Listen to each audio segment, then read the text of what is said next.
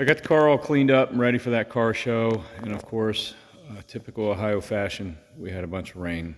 So did not hit the car show. I just don't drive my cars in the rain if I can avoid it. And I usually can, so I just don't drive them. But I got the wheels all on it, and I got the, the car all cleaned up. And I kind of like your opinion on this car. I did the, so these are 9.5-inch wheels on the back and then 8-inch on the front. And I did roll the front fenders a little bit. This car, I get a lot of compliments on this car, how clean it is. And it's really not that clean of a car. It's just, it's got a lot of good shine to it, but it's got tons of flaws. It was a rebuilt salvage car, title car. That's why I dug into it and did the things I did. If it was a really nice car, I wouldn't have chopped it up or done any of the things I've done. So, anything that I do, I just don't really care, because the car really, outside of doing the things I've done to it, it's worth nothing, as you guys know. Once you get a salvage title car, and the story was this car sat in somebody's flooded yard for a month, and then they applied, they had insurance go ahead and pay out, and got a salvage title, and then they just took it in and got it re-inspected and got the title rebuilt.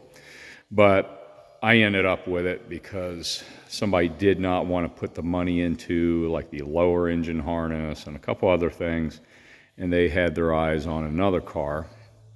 So I took this car as a template to just do what I wanted. And so, if I cut fenders or something to do flares, then I just don't really feel that much remorse for it.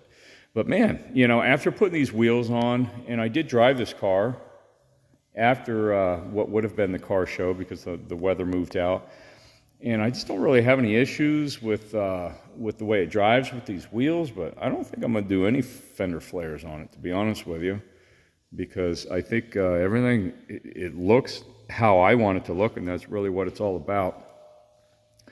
But if you ever wanted to know what a 124, I would say the wheels, I had to run spacers on the front because the 400E has really big calipers compared to the 300E. So I had to move the front wheels out. Even with 8-inch wheels, those are moved out.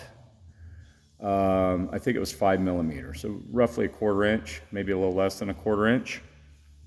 And with those fenders rolled and the lips pushed out, man, I don't have a problem with that at all.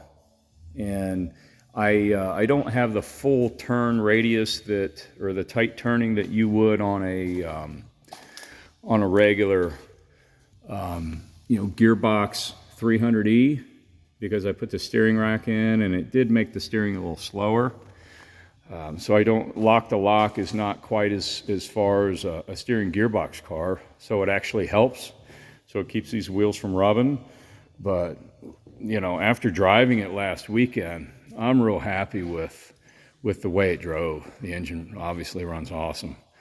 And it looks, that's exactly what I wanted. So I don't think I'm going to do any fender flares at this point. I think I'm pretty happy with just putting the wheels on it. So 9.5. I think the offset front and rear was 25. And these are 9.5 on the back and 8-inch on the front. And I did a little, fishing line alignment on it, which is pretty close. And then I'll do some fine tuning as far as centering up that steering wheel. But when you only drive something a couple 100 miles a year, it doesn't really matter that much.